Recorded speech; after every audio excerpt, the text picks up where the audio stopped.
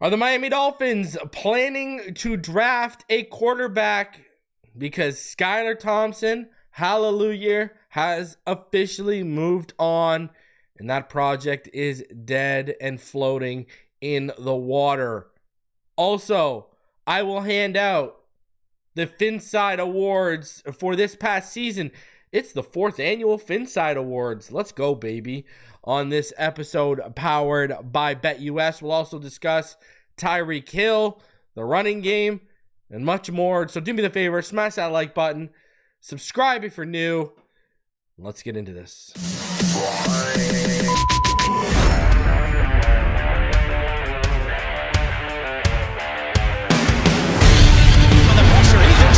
Loses the football. Touchdown! Got it! You have got to be kidding me. Jalen Waddle has a Dolphin touchdown. And he will score! Field down the near side, man open, touchdown!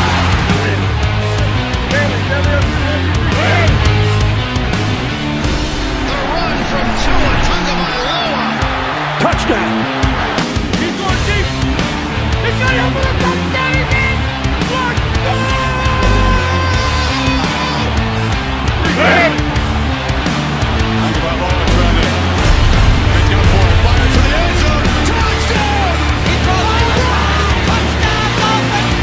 Beautiful day to be a Dolphin fan. Let's go!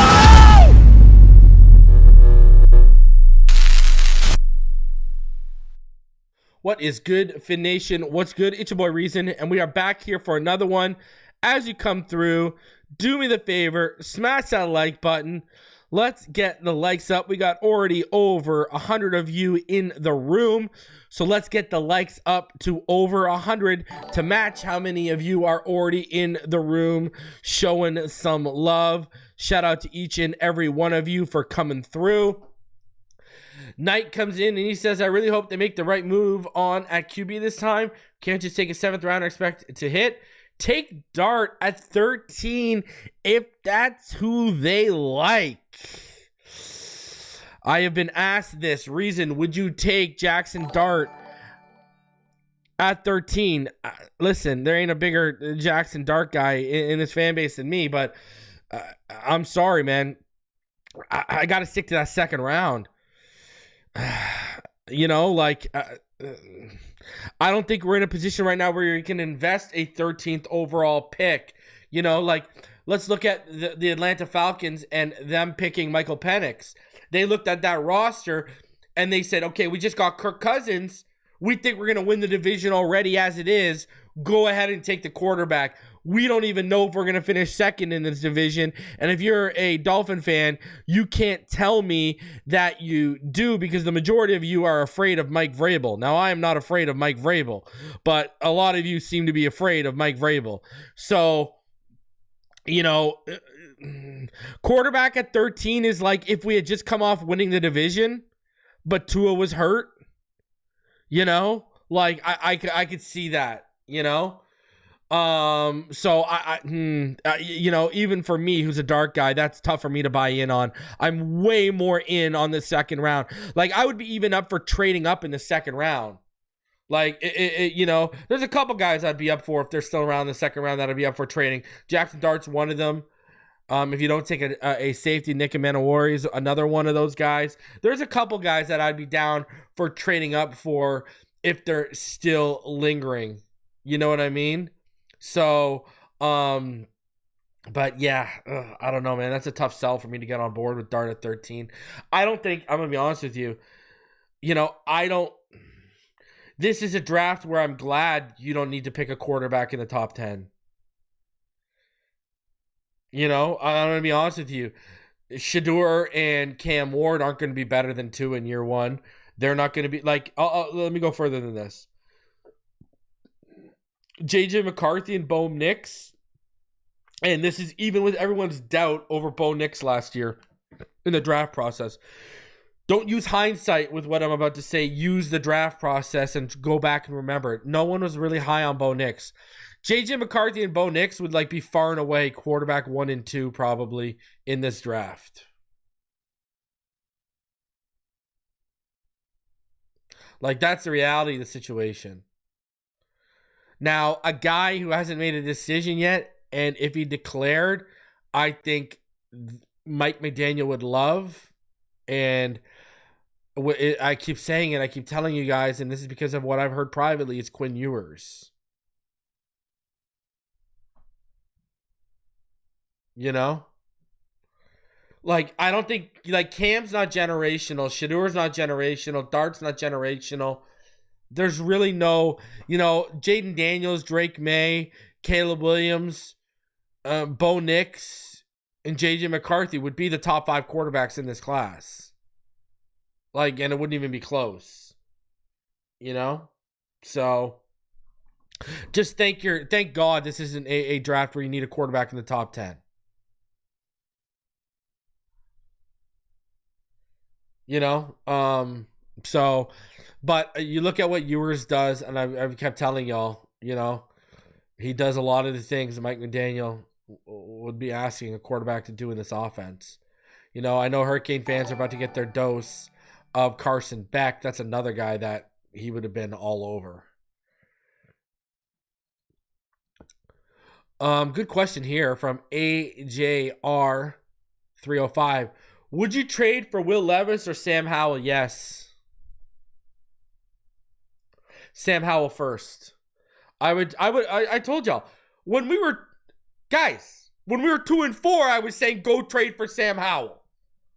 Was I not? All of you guys that have been watching me, was I not sitting here and saying go trade for Sam Howell when he was at the Seahawks? I was literally saying go trade for Sam Howell right now. Go save this season. Go get me Sam Howell. He gives us the best chance. I was, yes, Sam Howell all day. I'm going to tell you why. I see a lot of Baker Mayfield in Sam Howell. Okay? Oh, I don't want Ewers. Don't get me wrong, guys. I don't want Ewers. Give me Jaxson Dart and Jalen Milroe all day over Quinn Ewers, please. And Jalen Milroe needs to be developed big time as a passer. Give me that project over Quinn Ewers, because the ceiling of the Jalen Milroe project is much higher than Quinn Ewers is going to offer you. But anyways, I digress. You know, Sam Howell is, I see a lot of Baker Mayfield in his game with the right development. And I mean, we saw Baker Mayfield, you know, on Sunday. Baker Mayfield, I said 2 years ago when he was a free agent and he was getting bounced around, I said, go throw a bag at him. You're not paying Tua right now. Right? This was after 2022 when Tua was coming off the multiple concussions in year 1 of McDaniel. And I said, go throw a bag at Baker Mayfield. Go give us a legit competition. And if Baker wins out, baby. I don't know what else to tell you. And now I'm sitting here watching Baker Mayfield in the playoffs. And Baker Mayfield, I mean, I do think Tua is a tough kid. You know, you look at what he's come back from. You know, we know he wanted to play through. But I'll go as far as say this. Baker Mayfield's one of the toughest quarterbacks in the NFL. Like, that guy is tough as nails. I think we'd be playing a playoff game if we had Baker Mayfield for a full season this year. And I truly mean that. So, yeah, give me Howell. Levis as a project, I'd be down. But he needs some work.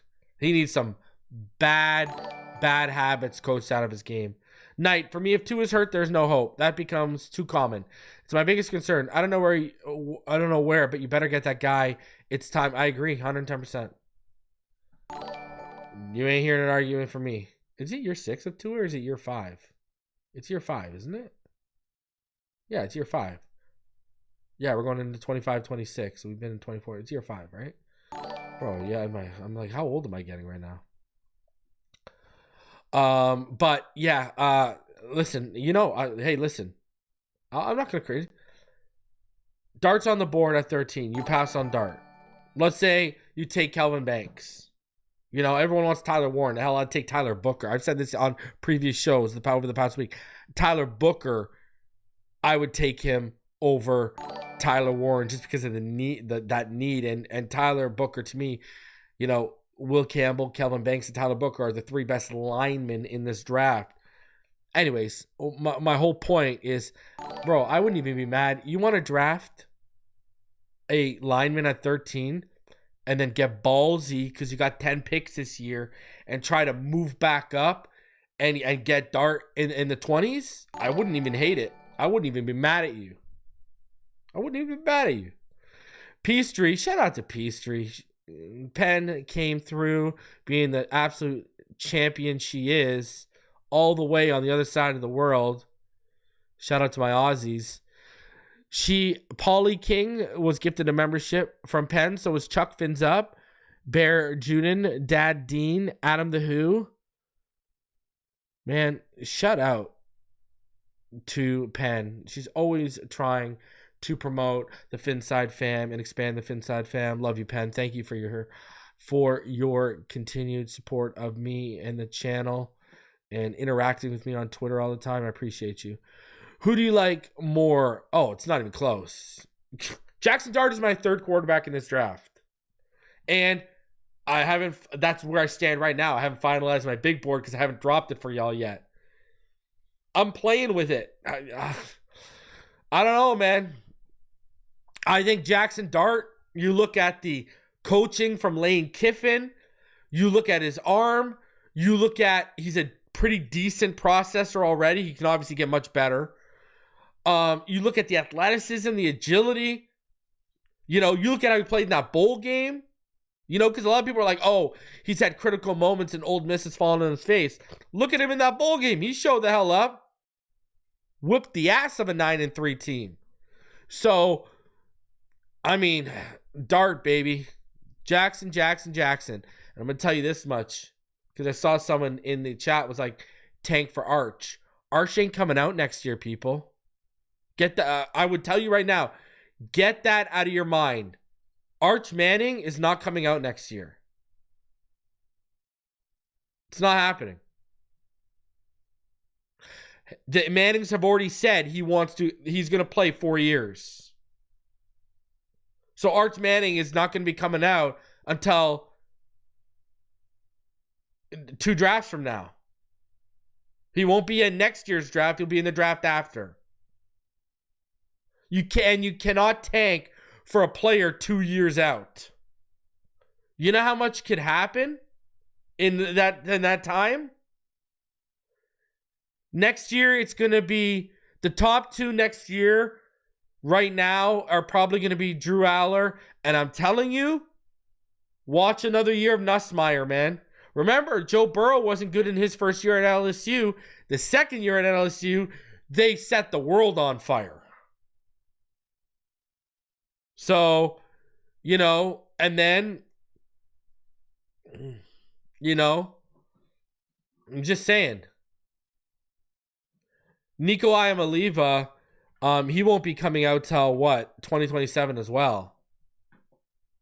Nico won't be coming out till 2027 as well. And he's gonna have to show a lot of growth, right? He's a freshman, so he can't come out till he's a junior.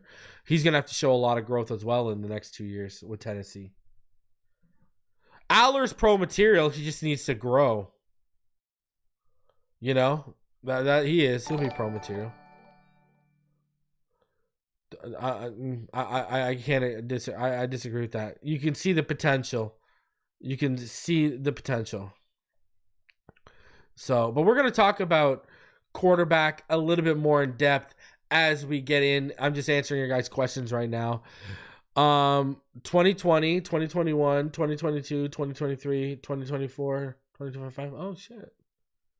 You're right. God damn. 2 years with Flores, and this is going to be the 4th year with McDaniel. You're 110% right. Reason, what are your thoughts on Ozzy Trapello, 6'8" swing tackle from Boston College? I have not had a chance to fully dive into his tape. I haven't had a chance yet. I've watched guys like Will Campbell, Emory Jones, Calvin Banks, Josh Connerly, Wyatt Millum, Ariante Ursi, Cameron Williams, who else? Josh Simmons, I said that, I believe, right? So who else have I watched? I've only watched like 9 or 10 guys from the tackle class so far. I haven't had a chance to watch him yet. So, but yeah, I've watched about 8 or 9 guys in the class. Who's the other one I watched? Who was it? There was one other guy I watched. Oh, Anthony Belton from NC State. So yeah, I've watched like 9 tackles out of this class so far. So I haven't had a chance to watch him yet. So don't worry. Stay tuned. Big boards will be coming your way very shortly. Last year I did 5 or 6. Last year I did 6. This year I'm honestly thinking quarterback, guard, defensive tackle, cornerback, and safety. But I'm thinking of combining guard and tackle and making it an O-line minus center. I don't know how I'm going to do it, but we got to wait for free agency to play out too, right? Like, because some of those holes will get filled in free agency and then won't be as a glaring of a need. Like if they go out and sign like Justin Simmons and they're planning to pair him with Patrick McMorris, then obviously safety isn't going to be as big of a need. So, but I'm probably going to do 6 again. I did 6 last year. I know quarterback and guard, 110%. I got to watch and see what they do at cornerback. I got to watch and see what they do at linebacker. I got to watch and see what they do at safety. I got to watch and see what they do at defensive tackle. So, I got to watch and see what they do at tight end. Like, there's a lot of holes when you think about this. So, but I'm telling you right now, you getting that quarterback big board. Get ready for that. That's coming. It's been a couple years. It's been too long. I haven't done a quarterback big board since 2020. And my rankings were my top 4. What was it? Tua, Burrow, Love, and then Herbert was 4. So, yeah, we'll see. Drafted, yeah. Let's answer because I think we need another corner. Like I don't think he's gonna fall to us. There's no chance. But you would see a smoke trail if Will Johnson, because obviously Travis Hunter is gonna be the first corner receiver off the board. Man, I'm telling you right now, if Will Johnson, if you're at 13 and Will Johnson is still on the board at 8, I would look to move up to 8. What about our big running back? Like later rounds. If Dart is taken by the Dolphins, 2nd round pick, no, there's no need. Actually, I take that back. Yes. Sam Howell as my number 2 and Jaxson Dart as my number 3. Show me you're serious about a contingency plan. So yes, that would be one of the best contingency plans possible. Let's go. What's the most I'd pay Holland a year? $15 to $16 million. Top end market is going to be 20 to 22. I'll pay him 15 to 16. I think he had a bad year. But I would have an out. It would be like a 3-year contract, and I would have like an out after year 1 or year 2. There'd probably be no guaranteed money in year 3. Because I even hesitate at 15 and 16 because you know what I'm worried about? Did those knees ever recover from those double MCL injuries?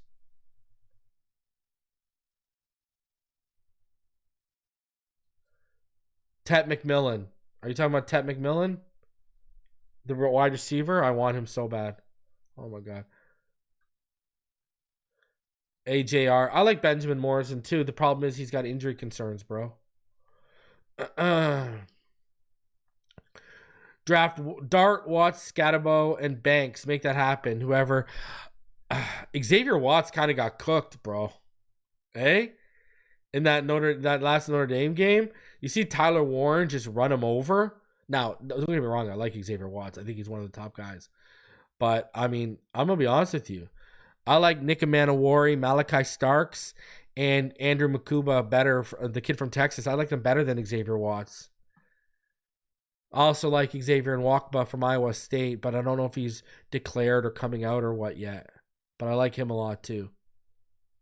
You know who I wouldn't draft? You want to know the worst safety name? I had to watch the tape on this kid. When I saw his name, and I was like, you're playing in the secondary with that name? I would never draft you. There's actually a kid coming out from LSU, and I'm not joking. Has anyone heard of this kid coming out of LSU? His literal name is Major Burns. Like, he's not good. Like, I don't think he's that good. Oh, Tacario Davis. Yeah. I thought you were talking about Ted McMillan. I don't know. I don't know if anyone's watched Major Burns, but I wouldn't draft you at DB just because of your name. I don't need to get burned majorly. You know what I mean? I don't need to be getting burned majorly. It doesn't need to go down. I'm sorry. It doesn't need to go down. I'm staying away from that. As for the corner class, because I know you're talking about Tacario, I've watched obviously Travis Hunter, Will Johnson, Jede Barron. I've watched Denzel Burke, Siobhan Revel, Benjamin Morrison. Who else have I watched from this class? Azareai Thomas from Florida State. I've watched him. And I got it. The next guy on my list is Maxwell Hairston from Kentucky. So, yeah, I've watched a little bit of the corner class too because I think we need a corner potentially. I think people are sleeping on that. You know what I mean?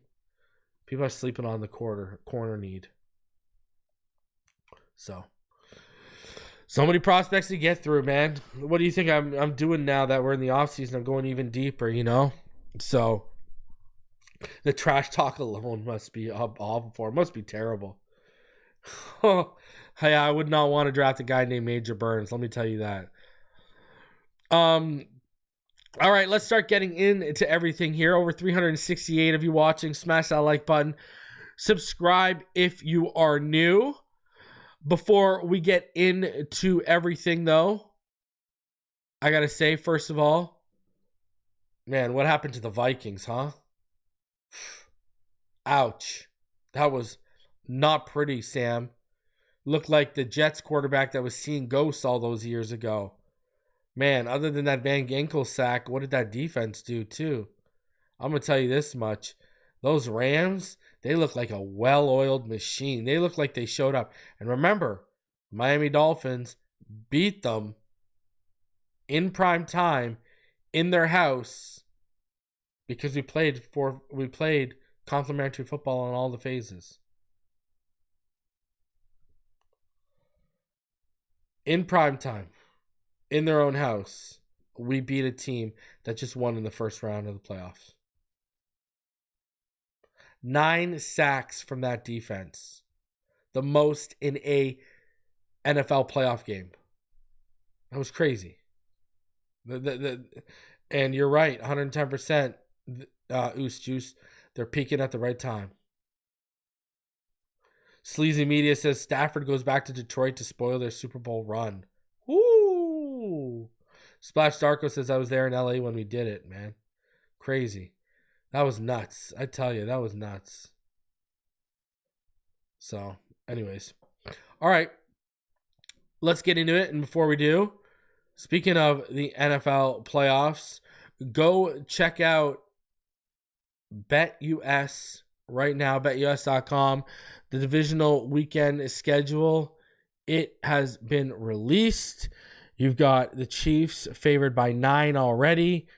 The Lions favored by 9.5. The Ravens favored by 1 in Buffalo. And the Eagles favored by 6 for the divisional weekend schedule. Go use promo code YouTube150. That's YouTube150. Get your first 3 deposits matched up to 150% on your first $2,000. Gotta love it. BetUS, some of the quickest payouts in the industry, 24/7 customer service. Shout out to BetUS for sponsoring the channel, being your number one sportsbook and betting app for the NFL playoffs.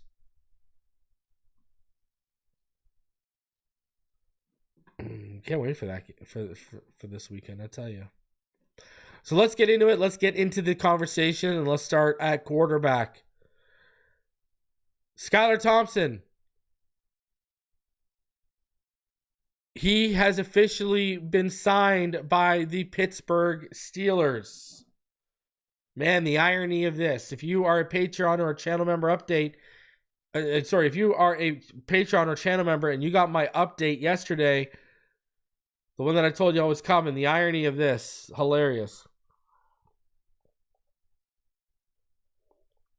So Skylar Thompson, it's over. Goodbye. See ya. All these people that said you're QB1 and the best quarterback option on this team should never be able to speak about the quarterback position ever again. You're done. You're gone. Peace out, Skylar. One of the worst backups in recent memory for the Miami Dolphins. Congratulations. And thank you to Chris Greer and Mike McDaniel for wasting our time on that project when you could have been finding better legitimate options. And what makes that pick even worse is that was the same draft class where Brock Purdy was Mr. Irrelevant. Skylar Thompson was the last quarterback taken right before Brock Purdy.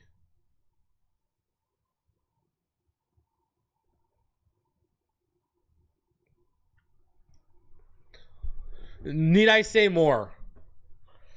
That's how bad of a whiff that was.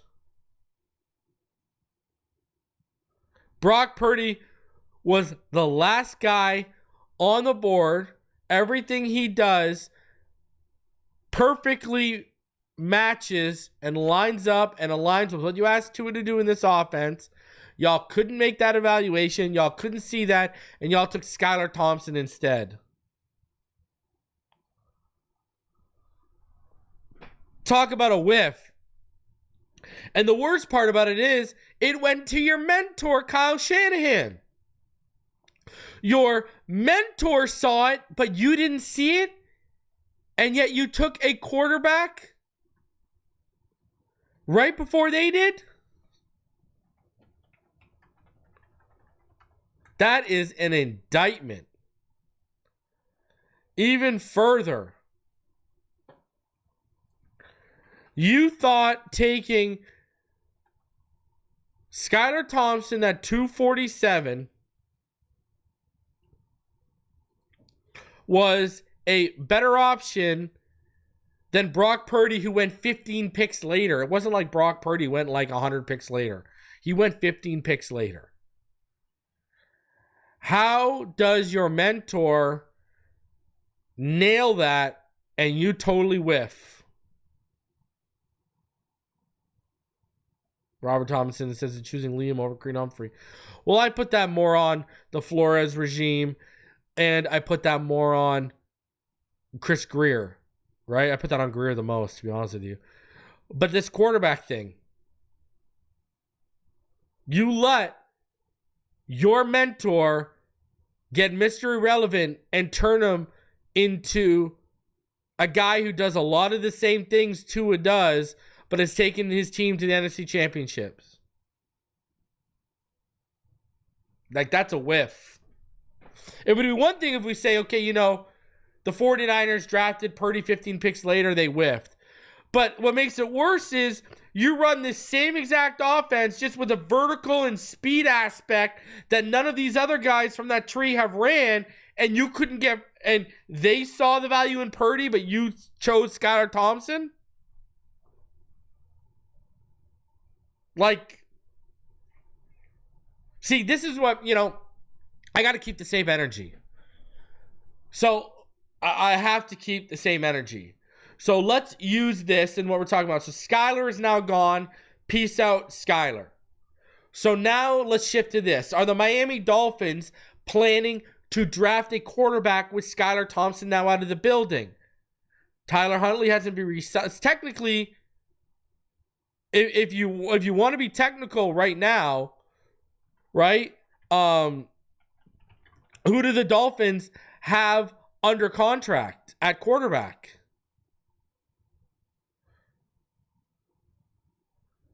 Tyler Huntley is an unrestricted free agent.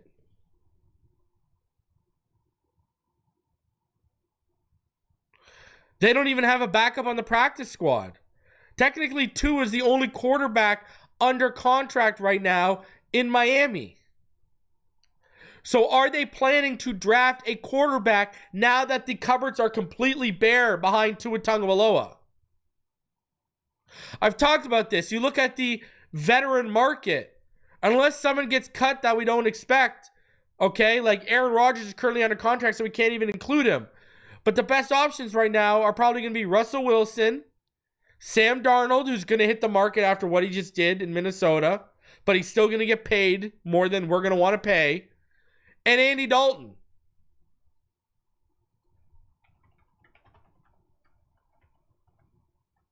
Like, that's literally the list.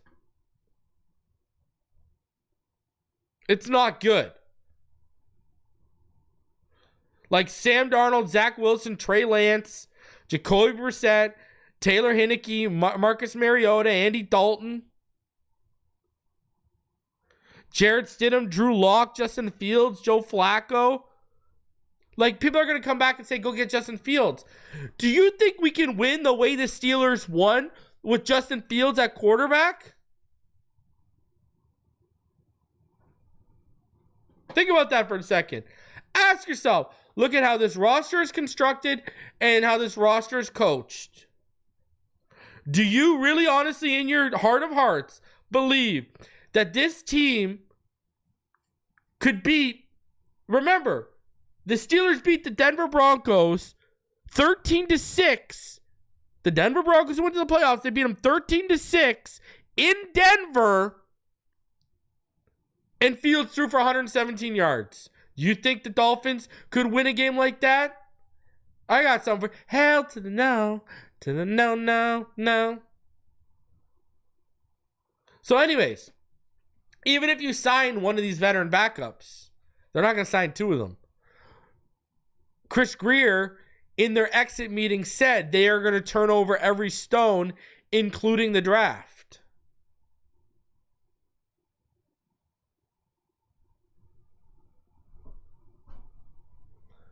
See, do we want them? Do I want Sam Howell? Yes. But do I want them to trade assets for Sam Howell? No. I don't want them to trade assets for Sam Howell. We need all the assets we can. We have so many holes. And like, I'm going to be honest with you. I don't want Gardner Minshew. The only quarterbacks I think on that list you could probably win games with are Sam Darnold, Marcus Mariota, Andy Dalton, and that's probably it for what we are going to ask guys to do in this offense.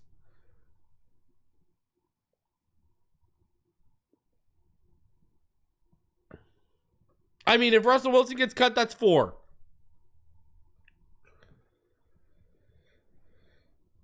So I think they are planning to draft a quarterback. I really honestly do. I don't think it's going to be a first round guy, but I do think they are planning on drafting a quarterback, which is the right move.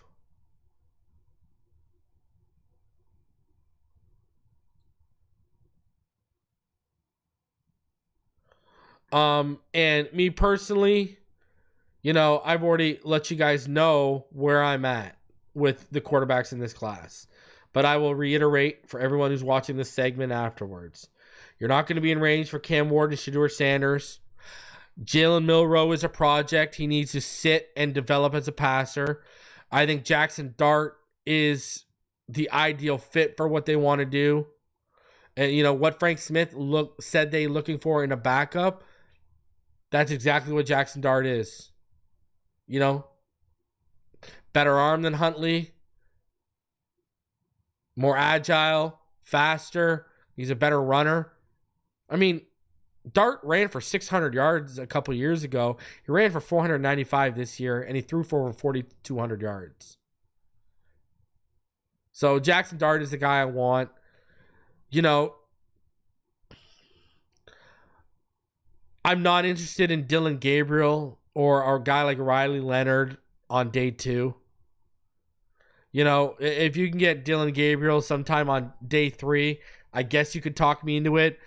But I'd rather take a day 3 flyer on Kyle McCord or Curtis Rourke than Dylan Gabriel. You know, Donovan Smith, 6'5", 230 from Houston. He's a project, but that's more interesting on a late day than Dylan Gabriel for me. Would I be mad at Dylan Gabriel? No. If he's a 3rd round pick, I wouldn't be mad. Same with Will Rogers. If Will Rogers was a 3rd round pick, I wouldn't be mad. I'm personally not a fan of Riley. I don't want nothing to do with guys like Riley Leonard and Will Howard. You could convince me with Dylan Gabriel because of, he's a he's a very poor man's version of Tua in terms of some of the stuff he does. He's a very poor man's version of him. But, I'm going to be honest with you. If you're not getting Cam Ward, Shedeur Sanders, Jalen Milroe, or Jaxson Dart, like Quinn Ewers, I could see them taking him on day 2. I personally don't want him on day 2. I would prefer a guy like that on day 3. But I'm kind of expecting him to enter the transfer portal. So I'm kind of looking at it like if you don't get Cam Ward, Shedeur Sanders, Jalen Milroe, Jaxson Dart, then you're dealing with guys like Dylan Gabriel, Kyle McCord, Curtis Rourke, Riley Leonard, Will Rogers, Will Howard, Donovan Smith. These are guys I wouldn't take until day 3. Like, if you do not get one of those top 4 guys in Milroe, Jaxson Dart, Shedeur, Cam, then none of the other guys, in my opinion, are worth until late day 3 or day 3. That's kind of how I see it. Maybe that changes over the next couple months and I fall in love with more of a prospects. But right now, as it sits, yeah.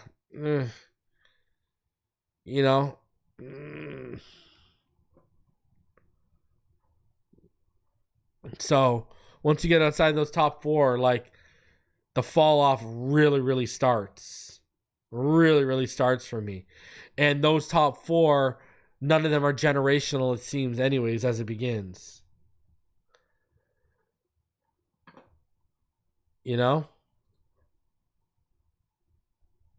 Just my opinion.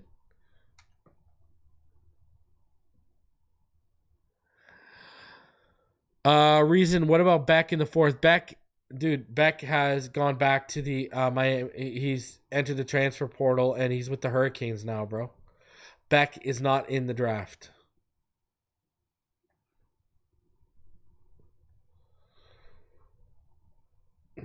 So, are the Dolphins planning on drafting quarterback? Yes, but if it ain't one of those top 4, what are we doing? You're gonna get someone on day 3.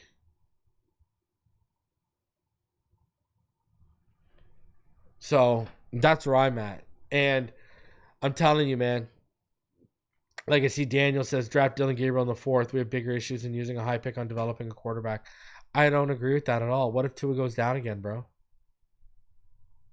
And what if they whiff on a lot of the major quarterback free agents as contingency plans for backup? You might need that kid to step in next year. Remember, we had Terron Armstead, Austin Jackson, Keon Smith, and Kendall Lamb ahead of Patrick Paul on the depth chart as a rookie. How did that work out? I'm just saying, brother. You can't think in absolutes like that. This is football. People get hurt all the time. And one thing we've learned, look at what happened this year. Tua got hurt. Then Skylar got hurt. We had multiple quarterbacks get hurt even this year alone. And yeah, don't get me started on Keon Smith. I'm talking about how they viewed him, not me. Keon Smith would be bagging groceries at Publix in Miami, not playing for the Dolphins if I was the coach of that team. Just saying. So, yeah, I think the Miami Dolphins, it's a realistic possibility that they are going to be drafting a quarterback come this draft class for sure. Makes a lot of sense. Tua Tagovailoa is the only quarterback under contract right now with the Miami Dolphins.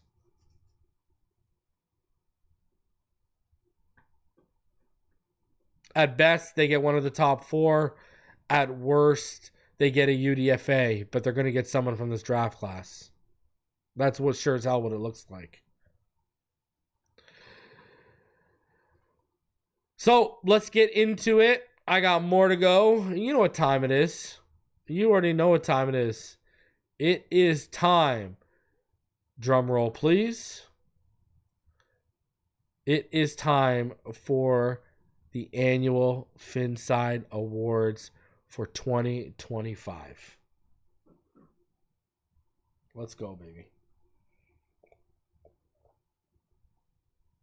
So, let's start off. Who wins my award for the most underrated player of the 2024-2025 season? To me, it's got to be Da'Shawn Hand. I think Da'Shawn Hand didn't get enough props for what he did this year. Obviously him and Benito combining to fill the shoes of Wilkins. But, I mean, you look at a guy like Da'Shawn Hand, he took up over 550 snaps, okay? Had 15 pressures in 320 pass rush snaps, 23 tackles. He only had 2 missed. You talk about a team with missed tackles? He only missed 2 tackles. Only Cam Smith, of any player with 100 snaps or more, only Cam Smith had a lower missed tackled percentage than Da'Shawn Hand at 5.6. Da'Shawn Hand was 6.3. Kendall Fuller was third at 7.5. Da'Shawn Hand was good this year. He also had 17 run stops. That was 5th most on the team. And considering Ogba, Sealer had more than him, but they also had more than 200 snaps more than him. Calais Campbell had more than them, but that's Calais Campbell. And Jordan Brooks had more than him, but Jordan Brooks had over 1,000 snaps. Give it to me. Let's go. Da'Shawn Hand was, I thought, the most underrated Dolphin this season. I really, truly, honestly believe that. So shout out to Da'Shawn Hand. You get my most underrated player award. My most improved player award. Shout out to you, Jake Bailey. Even though we still had moments where it looked like it was last year. Shout out to you. All right? Shout out to Jake Bailey this year. All right? Jake Bailey had more punt yards this year than he had last year on less attempts. His yards per average went up from 45.4 to 47.1. His net yardage went up from 40.7 to 41.2. He had more punts land inside the 20. He had 23 this year compared to 20 last year. So, he had less yards per return this year than last year. He had about 11.6 yards per return last year. This year, he had 10.5. So, and his hang time average was the best of his career. His hang time average was 4.51 seconds. Last year was 4.48. And the best before that was as a rookie, he was a 4.38 in terms of hang time. So, shout out to Jake Bailey. I thought he was the most improved player for the Miami Dolphins this year when you break it all down. And Robert Thompson's exactly right. You went from awful to below average to average. Good on you. Hey, I'll take it. Yeah, Cam Smith played 133 snaps. Who was the best defensive free agent addition?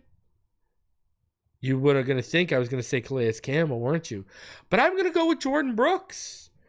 Jordan Brooks, selfishly, he made me look right over what I've been preaching about Jerome Baker for years.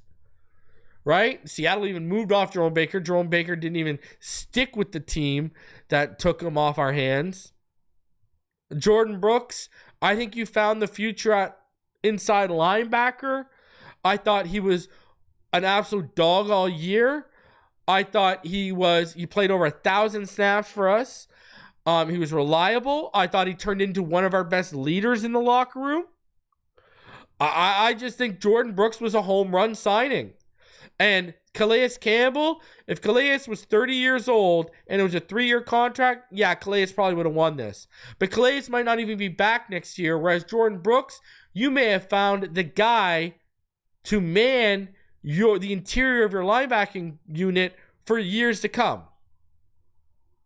So I think Jordan Brooks was the best defensive free agent when you take those things into consideration. So, shout out to Jordan Brooks. I mean, absolutely a huge fan of this guy. Massive. You guys know when we got him, I was hyping him up. And I will continue to hype this guy up. He is an absolute stud. He played the most snaps on our team this year at 1,039. Second was Ramsey with 1,027. And when you look at a guy like Jordan Brooks, you're talking about a guy who came in here 143 tackles, 3 sacks, 11 tackles for a loss, 6 passes defended, 2 fumbles forced.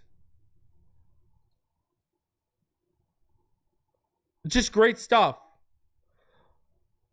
5 pass breakups. Unbelievable. Unbelievable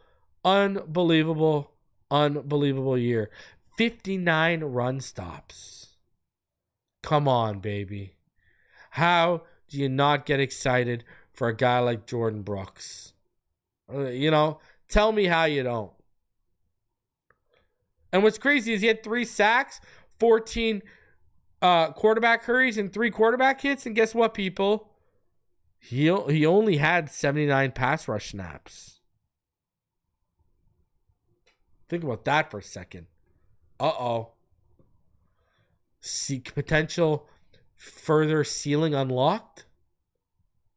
Think about it. My best offensive free agent addition had to be Jonnu. I mean, come on.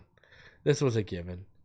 I mean, not only did Jonnu make me look right with what I'd been preaching for the last year, that tight end was the next step. Come on, man. Jonnu had a career year. Number 2 in receiving yards on the team at 884.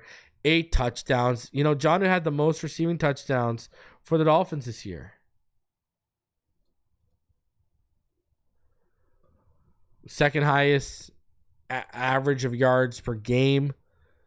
I mean, unbelievable. The 88 receptions he had were the most on the team this year.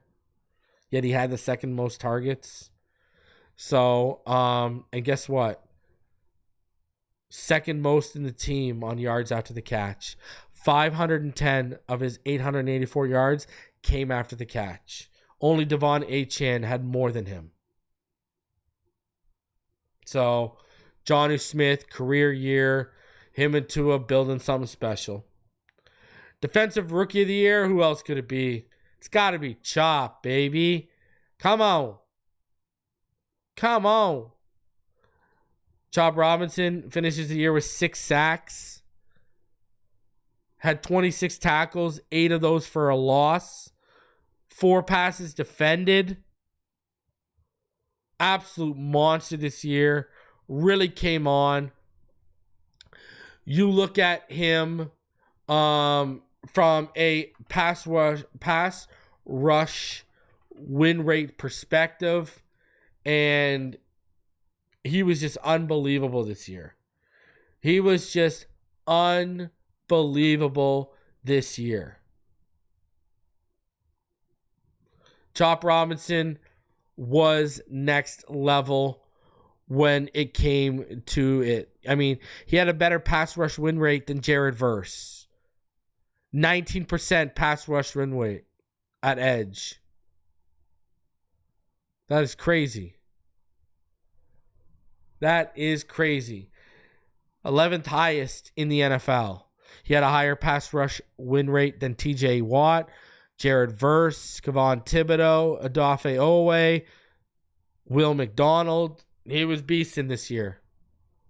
So, big time player. And what is big about him is a lot of his big plays. Did you notice? A lot of his big plays happened when? On third down.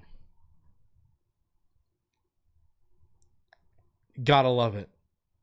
He's going to be a baller.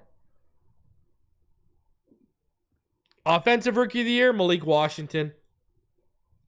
Ain't no doubt about it. It's got to be Malik. It's got to be Malik Washington. You know, just he was a weapon, man. 223 yards on 26 receptions. Didn't score that elusive touchdown, but I mean, you even look at him as a returner. Like, he had 430 yards on 14 returns. He had 134 yards on 18 punt returns. He had a 67-yard kickoff return this season. This kid's going to turn into a weapon. And, you know, I know they're going to look for another receiver, but you've got a long-term option here in Malik Washington. My defensive MVP, who else could it be? Zach Sealer. Do we beat the Colts if he's healthy? Do we beat the Titans if he's healthy? Probably. But he had 10 sacks this season, 13 tackles for a loss, 2 passes defended, an interception, 1 forced fumble, a fumble recovery, 55 total tackles. I mean, he was just a monster this year. Just an absolute monster. He also had 28 run stops. Gotta love it. You gotta love what Zach Sealer. He is truly the heart and soul of this defense. Truly, he is the heart and soul of this defense. Played 749 snaps this year. Zach Sealer is clearly the heart and soul. My offensive MVP, it's got to be Devon Achane. I mean, you know, who else could you pick? Check this out when you look at Devon Achane this year. All right, you got to respect the game here. All right, he had 907 yards on 203 carries, averaged 4.5 yards per carry. He had 6 rushing touchdowns. Okay, but then you look at when you look at it as a receiver. Devon Achane had 592 yards on 78 receptions, as well as 6 touchdowns. He had 665 yards after the catch. And what's even more impressive, Devon Achane, he had the 3rd lowest drop percentage in the NFL this season at 1.3%. Amon-Ra St. Brown was 0.01%, and A.J. Brown and Jacoby Myers were tied at 0%. Devon Achane was literally at 1.3%. He was your most consistent player. He was your best offensive player this year. There's no single solitary doubt about it. He had one drop this year. One drop. Talk about Mr. Reliable.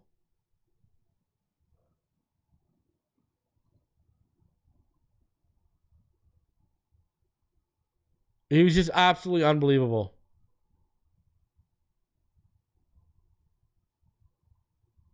So, you're talking about a guy who put up 1,499 yards from the line of scrimmage as well as 12 touchdowns. 1,499 all-purpose yards and 12 touchdowns from Devon Achane this year. Yeah. Devon Achane is the offensive MVP. So, shout out to Devon Achane for having a big season. Balling out this year. Absolutely love it.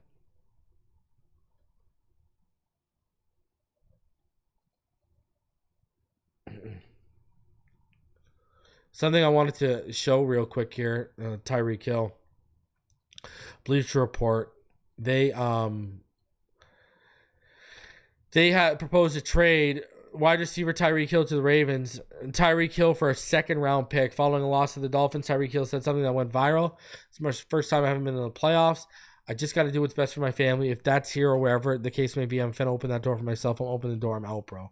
Those comments, he'll open the door for speculation. His agent, Drew Rosenhaus, provided some context to quell the trade chatter. Tyreek is very passionate. Anyone I've ever represented that was great. It was passionate. They cared.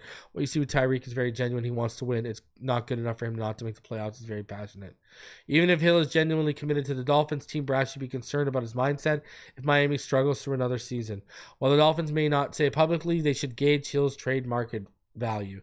2024, he caught 81 passes for 959 yards and 6 touchdowns, his lowest total in each receiving category since 2019. So, that said, Hill played through the entire campaign with a torn ligament in his wrist, which limited his explosive playmaking ability. The Dolphins would prefer to move on from Hill rather than keep him. The chance that he eventually requests a trade, they could demand a second-round pick for him if healthy. Hill is still one of the league's best receivers. In recent years, the Baltimore Ravens have been aggressive on the trade market. If the Ravens fall short of a Super Bowl appearance, they could be a strong suitor for a receiver on the trade market. Zay Flowers and Rashad Bateman posted career-high receiving numbers in multiple categories, but they aren't on the same tier as Hill in playmaking ability. If the Ravens open the 2025 season with Lamar Jackson, Derrick Henry, and Tyreek Hill, they would have arguably the league's best quarterback, tailback, receiver trio. I mean, I wouldn't trade him in the AFC. I would trade him to the NFC. That's number one. Number two, why did Bateman and Zay Flowers have career years? It's not a coincidence that Derrick Henry showed up and Lamar's looking the best he's ever looked as a passer, and Bateman and Zay Flowers are having career years. Derrick Henry and Lamar Jackson are like the perfect 1-2 punch right now in the NFL. But please, I would trade him to the NFC. I wouldn't keep him in the AFC. You're asking for problems. To me, you're asking for problems. That's a dangerous game to be playing.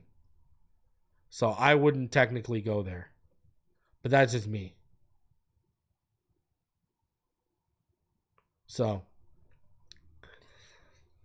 And, hey, a couple things need to happen this season. We need to turn into more of a power run team, not just a outside zone team. We need to incorporate more inside zone and gap stuff, definitely. So, changes are coming, man. Changes are coming. So, I know, will Tyreek get mad if that takes away even more of his targets? I don't know. But the run game's change. The run game, things need to change. So, it is what it is. Guys, I will be back tomorrow with Richmond as well as Mr. Ballgame for the finish line. Then on Thursday, it will be me and Neil Driscoll for another episode of Fin Too Deep. Please, smash that like button. We're almost at 200 likes. Smash that like button. Smash it, smash it, smash it. Smash that like button. Subscribe if you're new. Over 400 of you watching right now. I appreciate all of you for coming through. And I will see all of y'all tomorrow. Are the Dolphins drafting a quarterback with Skylar moving on? Sure looks like that's a strong possibility. We'll see y'all in the next one. Until then, you know what time it is. Fins up all day, every day. And shout out to BetUS for sponsoring the video. And shout out to all of you for continuing to support me. Patrons and channel members. I did an update yesterday. It was huge. Talked about coaching. Talked about a lot of nuggets in there. The draft. Talked about the Tyreek situation. Go check it out. All right? Fins up all day, every day. We'll see you on the next one.